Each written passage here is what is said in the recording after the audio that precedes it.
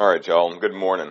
I've been told to have about 38 minutes, so I'm going to set my clock so that I don't anger the folks that are making the recordings. They said that they don't like it much when the speakers go over 38 minutes because they can't fit two lessons on one CD for the people that want CDs. So I'm going to turn on my own little personal clock here, and if it beeps at 38 minutes, then I apologize for that, but I don't have any idea what's going to happen whenever this thing finishes the countdown, so that's we'll all be learning in this experience. So we're glad that you're here today. This session is for elders. The subject is pondering the presbytery.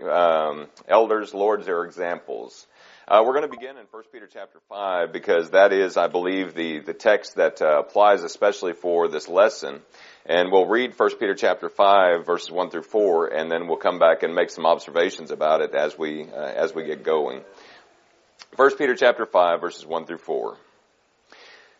The elders who are among you, I exhort, I, who am a fellow elder and a witness of the sufferings of Christ, and also partakers of the glory that will be revealed, shepherd the flock of God which is among you, serving as overseers, not by compulsion, but willingly, not for dishonest gain, but eagerly, not being as lords over those entrusted to you, but being examples to the flock. And when the chief shepherd appears, you shall receive the crown of glory that does not fade away.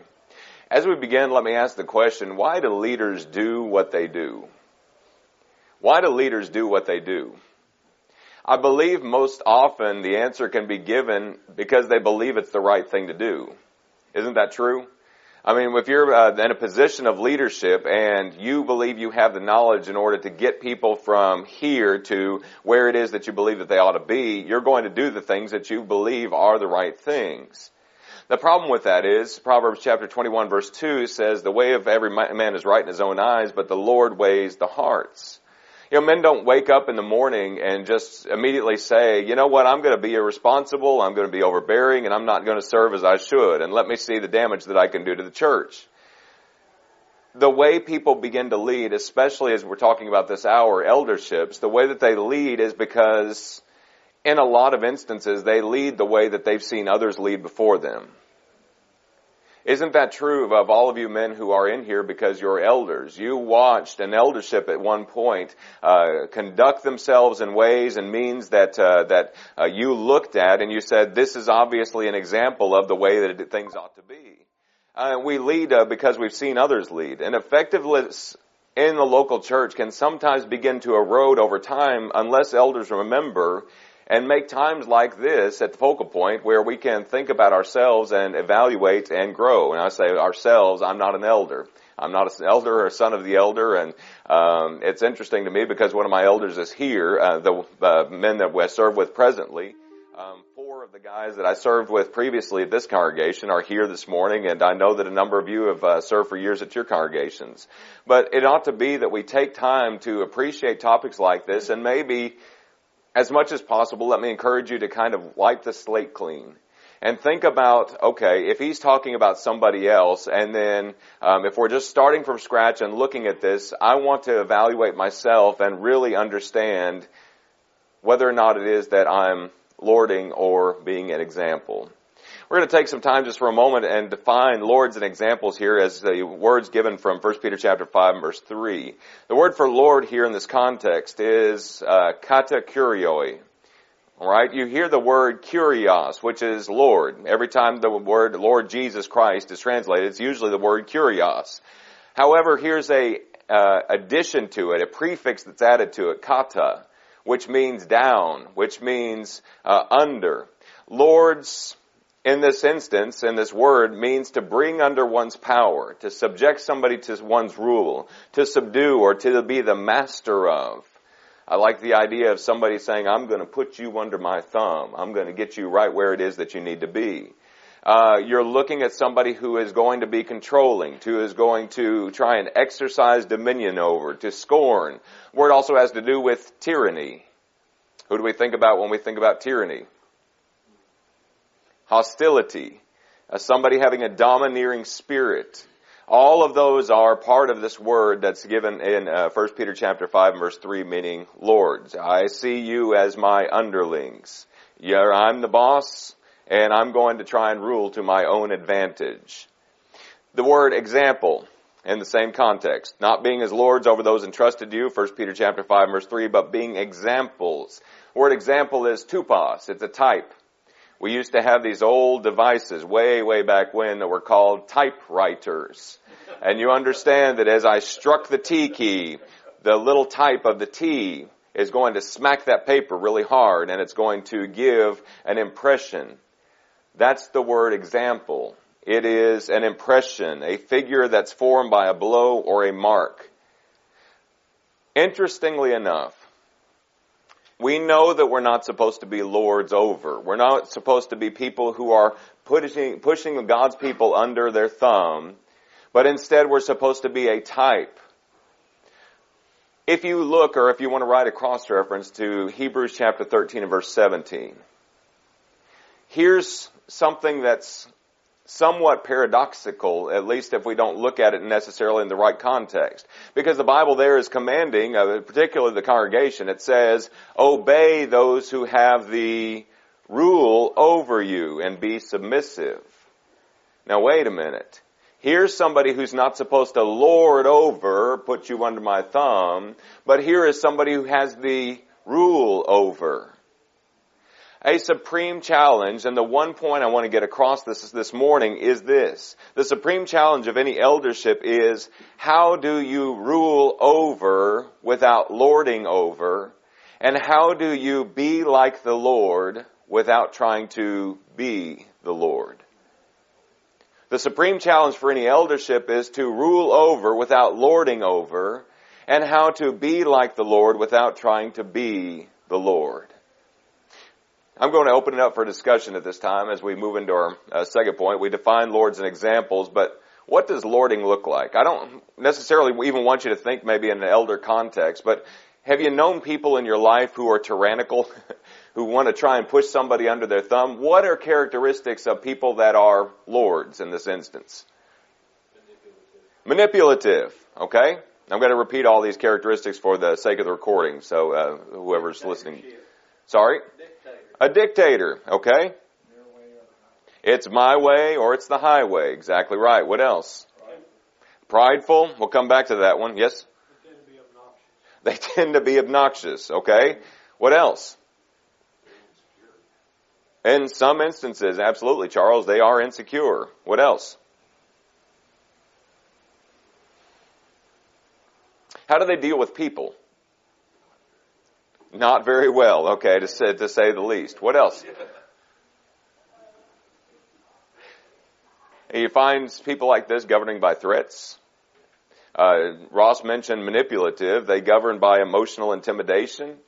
They like to flaunt the power and say, well, you need to respect me because of my title. You need to respect me because of my authority.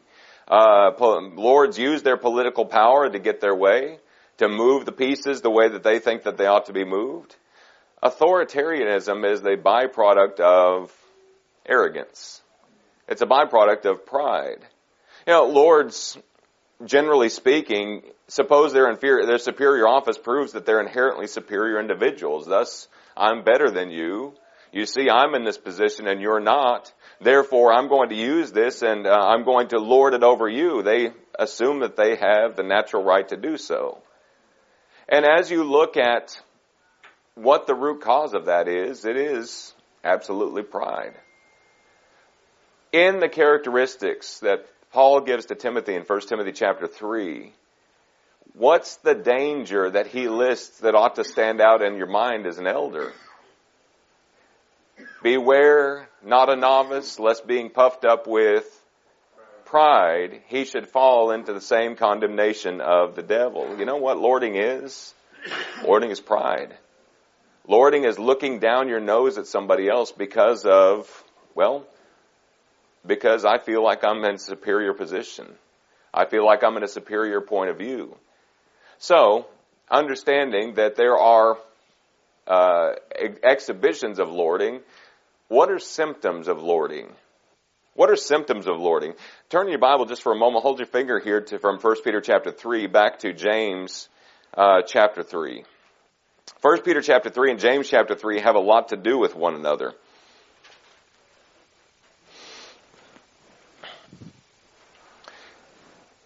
Look down at the very beginning. You want a good passage to commit to memory. When it is that you're counseling with people whose lives are a wreck and a mess, and you're talking to people who are in a hard position, what you've got to evaluate is the wisdom that they've been operating with. Note what verse 13 says, and we'll read down through verse 16. Who is wise and understanding among you? Let him show by his good conducts that his works are done in the meekness of wisdom. Note this next part. But if you have bitter envy and self-seeking in your heart, what are we talking about? We're talking about pride, exactly right. If you have bitter envy and self-seeking in your heart, do not boast and lie against the truth. What's boasting? It's pride. And lying against the truth. This wisdom doesn't descend from above, but is earthly, sensual, demonic. Verse 16, for where envy and self-seeking are, or exist, confusion and every evil thing are there. Where envying, self-seeking exist, theirs. If you want to understand what's going on in somebody's life, if you want to really look at what wisdom they've been using, look at the product. Look at the symptoms. Where I see envying and self-seeking, where I see confusion and every evil thing, there's been envying and self-seeking. So again, a lot of these situations and symptoms I want to list before you today are symptomatic of lording and prideful leadership that's been going on. Okay? Realize, number one, when you have evidence of lording, or when you have a symptom of lording, it usually comes with a spirit of hopelessness. It usually comes with a spirit of hopelessness. The Proverbs writer said, Proverbs 29 and verse 2, when the righteous are in authority, the people rejoice. But when the wicked man rules, the people groan. How's your congregation? Does it seem like there is an air or a spirit of hopelessness, that things are never going to get better? It could be that because of this confusion and every evil thing, there's been envying and self-seeking that's been taking place. A spirit of hopelessness. Number two, a stifling of a cooperative spirit. A stifling of a cooperative spirit. Remember 1 Kings chapter 12 and verse 4. After Solomon was dead, his son Rehoboam took the power. And Jeroboam, who had already seen the prophet, and the prophet, you remember, tore off 10 pieces and gave it to Jeroboam, said, if you'll serve me, I'll give you and make your heritage secure. And Jeroboam led the people there to Rehoboam and said to him, listen, your dad made it tough on us. Your father, Solomon, man, he made it difficult for us as people. And they came to Rehoboam, and they had a legitimate request, it seems. Could you make things lighter on us? Could you make things easier on us? You remember what Rehoboam's answer was? You think my dad was tough. You think my dad was bad. You just wait. There is an air of dictates from on high. You have got to respect me because of my position and because of my authority. And there's not so much a cooperative spirit to say, let's sit down and let's look and see how the Lord wants us to handle this. Though I don't know that he was an elder, you find in 3 John verse 9, a man by the name of Diotrephes. Could you say Diotrephes was prideful? And the answer is yes, absolutely. He set himself up as preeminent in the church. And you see the effect that it had. Diotrephes does not receive the brethren. He does not receive us as apostles. What's the problem? Diotrephes is puffed up with pride, and there is a lack of a cooperative spirit. Note number 3, there is a preference for the opinion of individuals. There's a preference for the opinion of individuals. Going back to Rehoboam, 1 Kings chapter 12, you remember which counselors he liked? Oh, he liked his friends, the ones he'd grown up with. He liked the ones that told him exactly already what he wanted to hear. The question becomes, when we've already got our mind made up about what's right, and somebody comes and they bring a case before us and say, listen, that may not necessarily be the best course of action.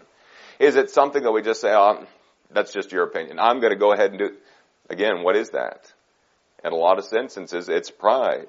We want to listen to the people that make us feel like we're justified. Again, the people bring up a reasonable request, but it wasn't what Rehoboam wanted to do.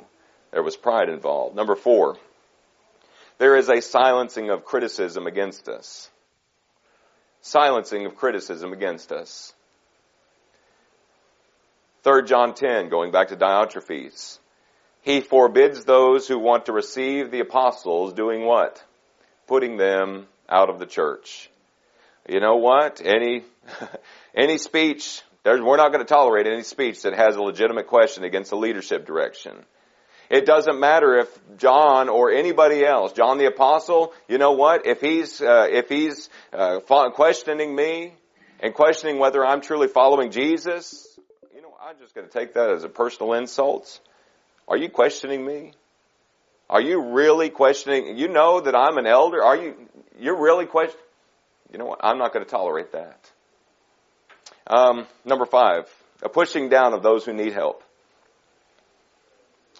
Evidence of lording in a congregation or symptoms of lording, a pushing down of those who need help.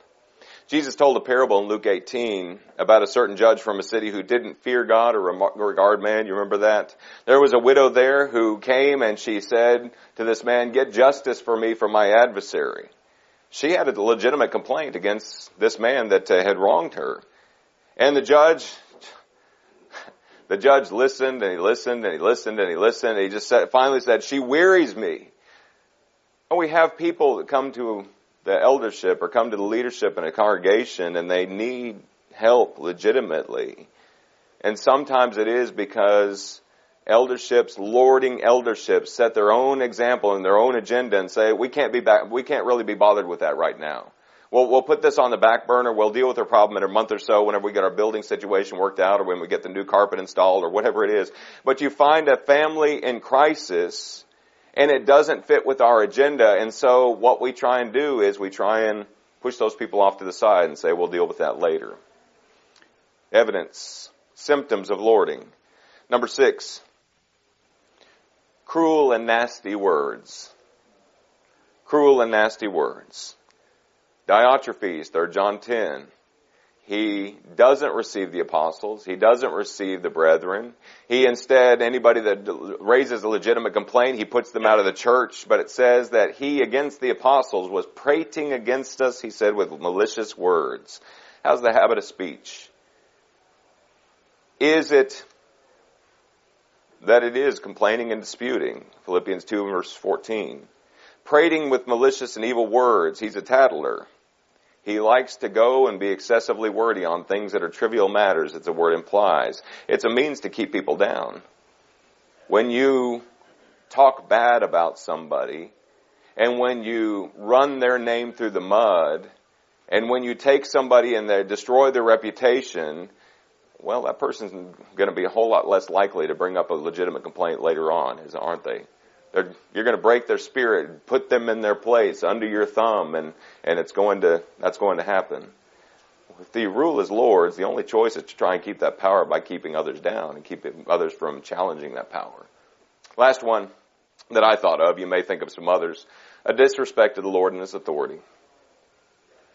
A disrespect of Lord and His authority. What are symptoms of lording? A disrespect of the Lord and His authority.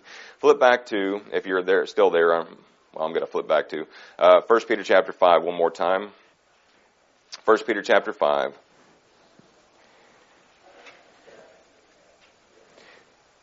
Note the emphasis on the Lord and His authority. Verse 2. Shepherd the flock of God who is among you, serving as overseers, not by compulsion, but willingly. Jump down to verse 4. And when the chief shepherd appears, you will receive the crown of glory that does not fade away. Shepherds, what you can't forget is that you are modeling your life after the chief shepherd. And you are taking every decision, every thought, and every attitude and trying to look at Jesus and say, how did He respond to this? How did He treat people? How does He want me to be a shepherd? Jesus never had to pull rank in order to get people to, in order to make His point. Jesus never shamed His critics by maliciousness because they disagreed with Him. Paul used a situation with Philemon where he could have absolutely said, Philemon, you need to accept Onesimus because I'm an apostle of Jesus Christ and you've got to listen to me. Instead, he appealed to him by love. And if we as people, if you as shepherds, those of you who are, if you want to try and have to muscle the church into submission, you're doing it wrong. You're doing it wrong. We're all people in God's household. Elders, never be too busy looking down on others that you're too busy to look up to Jesus. There's a saying, our theme for this year at Graber Road is, I am a sheep and the Lord is my shepherd. I read a lot of books on shepherding, just because I don't know a whole lot about it. I've never been a shepherd or a son of a shepherd, just like elders, you know. And I've read a whole lot of books on shepherds, but one of the ones that impressed me was a book called The Yorkshire Shepherdess, about a lady who left her home in England and went out to the countryside and basically started from the ground up as being a shepherd. And she said there's a saying among shepherds in England. She said there's nothing worse than a running shepherd. There's nothing worse than a running shepherd. Meaning, if the shepherd has so lost control of his sheep that he's running around putting out fires that he's created, you've got to ask the question, are they doing it wrong? Are they lording or are they shepherding? Gentlemen, as I say these things, pride is so insidious that we don't know that it's a problem in our lives. We can clearly point it out in others, but sometimes it's so difficult for us to see in our own lives. And just looking over these list of symptoms, maybe you can see evidence of those things, but if you see that there's some of these things that maybe apply to you or the congregation where it is that you're a part of, may I encourage maybe soliciting an online or an anonymous survey of the congregation about how they feel about the direction of the congregation, about how they feel about the leadership, and just be willing to realize that you're trying to do this for the glory of God and for the glory of His church. But the fact that you want to be the best leader that you possibly can be, and sometimes it requires an observation. I love my wife. She's here this morning, the only lady here in the room, and there are some times that I say, Catherine, how did I do? And she's El Stinko, you know. I know that she's not telling me that because she hates me or because she's trying to put me under her thumb, but because she loves me, and it's iron sharpens iron, so a man sharpens the countenance of his friend. And we ought to be humble enough to accept criticism and be humble enough to accept the fact that it may be that we're not doing the job that we think that we ought to be, or the job that we think that we are. So let's spend our last few minutes here talking about what shepherding looks like. What's shepherding look like? What does shepherd examples look like? We're going to spend our time here in 1 Peter chapter 5 because I believe he gives 6 of them in contrast. Maybe you've never noticed these before. I didn't until I actually began to study these, but they are evident. What do shepherding examples look like? 6 contrast, 1 Peter 5. Number 1, be over them, but be among them. Be over them, but be among them. Look at verse 2. Shepherd the flock of God, which is among you, serving as overseers in your midst. It's a matter of being present with the people of God. What does that mean? I mean that we're all attending, that we're all sitting in the same assembly on Sunday morning, Sunday evening, Wednesday night. What does it mean? It means practically you as an elder are going to vary the people that you talk to. It means practically that you're going to vary the subjects that you talk about. Practically, it could mean that you as an elder vary the places that you sit in the congregation. Catherine and I have adopted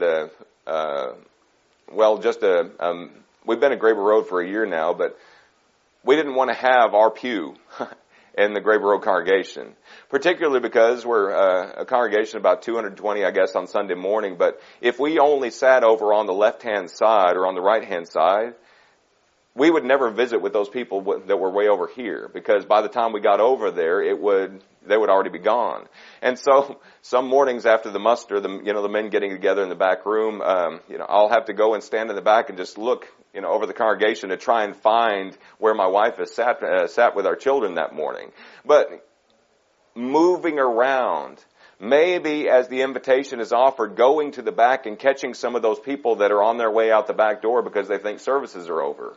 Maybe spending more time in the foyer or in the parking lot or standing right there at the back door so that there can't be anybody that slips by. What are you doing? You're spending time among the people. Some people have adopted the 15-minute rule. I'm not going to talk to anybody that I regularly talk to for 15 minutes after services. You know why? Because those people are usually going to find me. People that you usually go to lunch with, they're usually going to be there. But what happens is that we turn inward and we say, oh, there's that guy that I love. There's that guy that I love to talk to. And so I'm going to go and I'm going to visit with them to the exclusion of everybody else. Among them. Visit with the people that are there. I believe that elders especially need to be present at every event of the church. Even in the morning, be there for the ladies' days. Stand there in the foyer, greet the ladies as they come in, and as they close the doors to have their ladies' day speaker go, that's when you can go and maybe help cook lunch or spend time. I believe elders need to be at every single youth devotional, and not the same elders. I believe elders need to spend time showing the works of the church and saying, we love you and we support you and we appreciate the work that you're doing and the work that's going on here. We had a door knocking recently at Graber Road. It's the first one that they've done in years, and it was wonderful because all 7 of our shepherds showed up.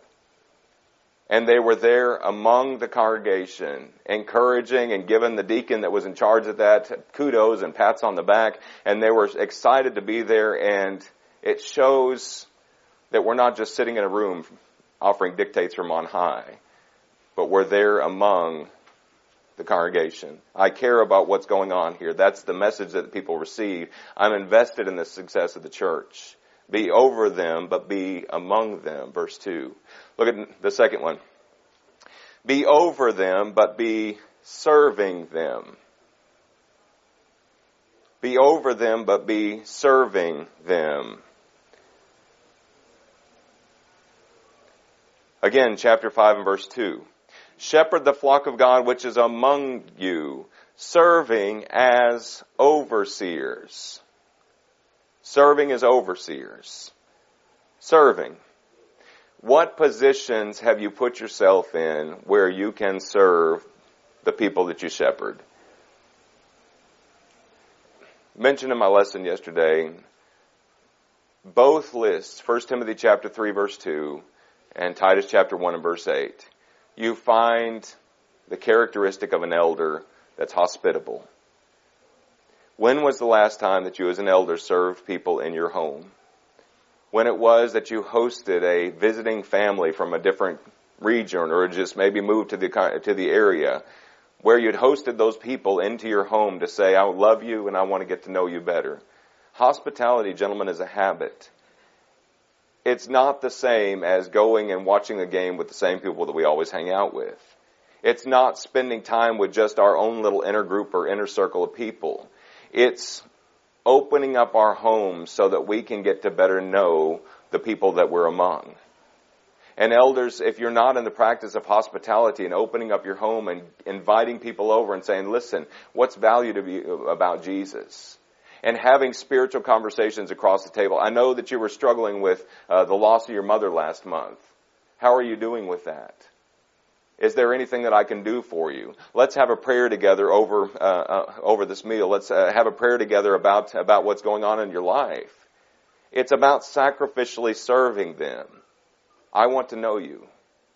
I want to know what makes Jesus special to you. I want to know about your struggles. I want to know how I can help you. I want to serve you in whatever way I can. You know what's going to happen? I had a member tell me one time that when I invited him into my office, he was just there on a weekday, and I said, come on in. He said, well, this is like coming into the principal's office. I said, I wonder how often people get that mentality whenever it is that the elders say, hey, we'd like to meet with you. Come on in to our office. What have I done? What have I done? But if you've got a special relationship where you've been in a position where you've been serving those people, you know what's going to happen is that those people know that you love them and you care about their soul. It's not just that they've done something wrong that they're going to be reprimanded for, but they realize that you're saying something for their good. Old saying is true. People don't care how much you know until they know how much you care. Absolutely applies in this situation. Look at principle number 3. Be over them, but be kind towards them.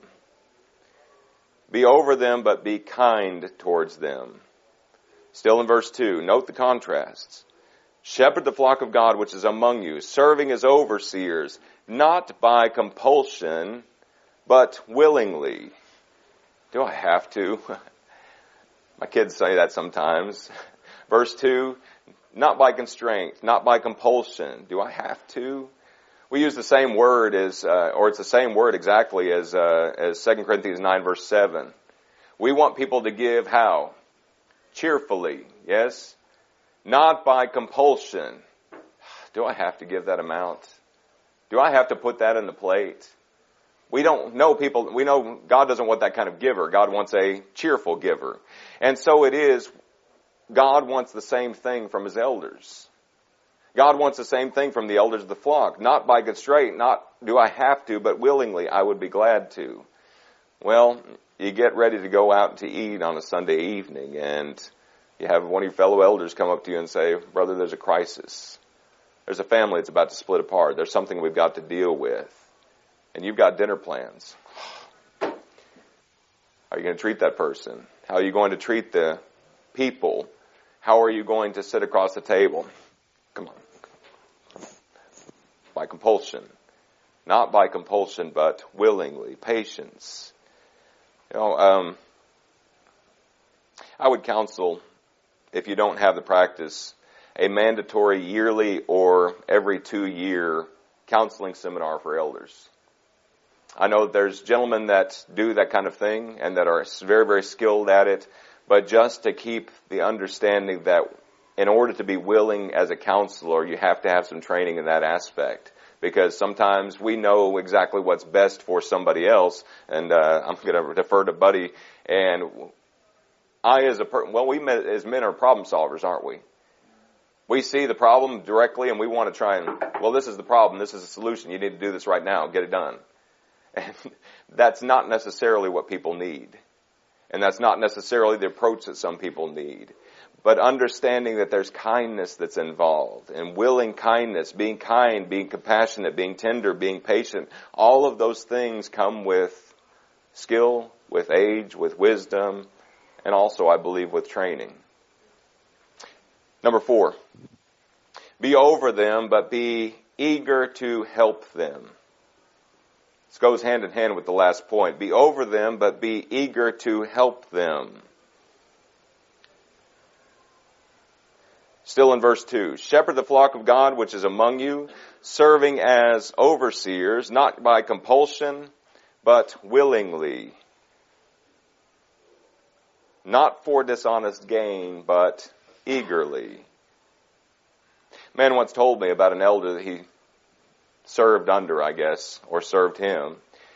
But he said the way that this elder would come in the foyer in the morning is that he would shake hands, but he would always be looking over to see if there was anybody that was there that, not watching, but just if there was anybody maybe of higher prominence that he wanted to be shaking hands with. And over time he realized he was looking for visitors or members to schmooze. You ever been schmoozed? It's not pleasant. Being among them, being willing to help them, and being kind to them and ready to help. It's not a matter of schmoozing the people in the foyer, but it's a matter of saying, how can I serve this person? I appreciate, and it may be a regular practice that you'd like to do, an eldership or an elder or two, maybe, if that's all you can muster, or if there's other guys that have gone the other way, and you know that a member's having surgery that week, and you know that they're kind of worried about it, or even if they're not worried about it. Hey, we as your shepherds would like to pull you over here in this classroom. Can we hold hands together and can we have a prayer about your surgery? I know that you just lost your loved one. We're going to take some time just right here after services, and we're going to pull you aside out of the foyer talk, out of the foyer chat, And we're going to pray with you about that. What you're doing is you're cultivating a spirit of trust, and a spirit of understanding, and a spirit of love, and a spirit of serving, beginning with the eldership. We're willing to do these things and to talk about these things with people because that's what we're about. That's God's heritage. We don't want anybody to feel like nobody cares about them, or the preacher doesn't go to the surgery that nobody's going to call and nobody's going to check up on them. But it makes you and makes us painfully aware of this is a soul, and this is a person that's made in God's image. Number 5, be over them, but be examples to them. Be over them, but be examples to them. We're in verse 3. Nor as being lords over those entrusted to you, but being examples to the flock. One of the most humbling questions that you can ask based upon what Paul says in 1 Corinthians chapter 11, verse 1. Paul says, imitate me as I imitate Christ. Was Paul saying that as a matter of pride? Was he saying that as a matter of, Corinthians, you imitate me as I imitate? He didn't. He said that because he so evaluated himself and his relationship with the Lord and his following of the Lord that he could tell those Corinthians, listen, you can look to me as an example. I'm trying to faithfully follow in the steps of Jesus. You ever ask that question of yourself? Can I tell somebody, listen, you can follow my example in this. You can follow my faith in how it is that I'm conducting myself and the person I'm trying to live. Remember the Titans was a movie several years ago, but they were trying to get a ragtag group of football players to play together, and the captain comes up and he's brandishing this guy and saying, listen, you've got this great talent. Why is it you're not using it the way you ought to? And the man just simply says, listen, attitude reflects leadership. We're back to symptoms of lording. Attitude reflects leadership. When we look to elders, it ought to be that the elders are the truest types of Jesus in the church. And as we say, follow me as I'm following Jesus, we're giving people an understanding that I'm going to walk in his steps no matter what. Last one. Be over them, but be under him. Be over them, but be under him. Chapter 5, verse 4. When the chief shepherd appears, you shall receive the crown of glory that does not fade away. When you deal with the congregation that you're a shepherd of, for those of you who are elders again, you're dealing with another man's property. It is God's heritage. Don't ever be guilty of looking down on God's heritage because you're too good to look up to the chief shepherd. If you look continually in the context of 1 Peter chapter 5, you find the admonition, verse 5, God resists the proud, but gives grace to the humble. Therefore, humble yourselves. That includes elders. Humble yourselves under the mighty hand of God that he may exalt you in due time, casting all your care upon him, for he cares for you. Be sober, be vigilant, because your adversary, the devil, walks about as a roaring lion. Now, wait a minute. I go back to 1 Timothy chapter 3, and it says that I can fall into the same condemnation as the devil. Who's the devil looking for? He's looking for those people who are full of pride. If I can bring up one more thing, and then the lesson will be yours. 1 Peter is a book about suffering. 1 Peter is a book about Christian suffering among particularly the people that were there in the Roman Empire. And you follow the word suffering all the way through. And you follow this word suffering through the first 4 chapters, and it occurs a number of times because Peter's saying you're about to suffer. Get ready for it. Or when you do suffer, make sure that you're ready to give an answer to everyone who asks you the reason for the hope that's within you with meekness and fear. You make sure that you're not suffering for doing evil, but suffering for doing good, because it's going to be a credit for you. You know where the word suffering ends? It ends there in chapter 5, verse 1. The elders who are among you I exhort, I who am a fellow elder and a witness of the sufferings of Christ. He's going to revisit it back down to verse 9 and talking about going back and saying, resist him steadfast in the faith, knowing the same sufferings are experienced by your brotherhood in the world. But it's remarkably absent when it talks about the leadership. Leaders, it shouldn't be that the Church of Christ is the place where sufferings and difficulties and hardships and grumblings occur because of elders who are lords and not examples. The church ought to be a refuge and a place where we can know that we're going to go and be built up, and we're going to be strengthened, and we're going to be cared for because we've got a great group of men who are shepherding us. It ought to be that we each have enough humility to ask the question, Master, is it I? But it ought to be also that we look at ourselves and we say, I want to just follow Jesus. Thank you, gentlemen. Appreciate your attention.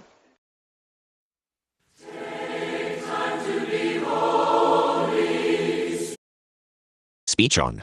Lock rotation. Next. Lock selected. Brightness. Selected. Screen recording. Button.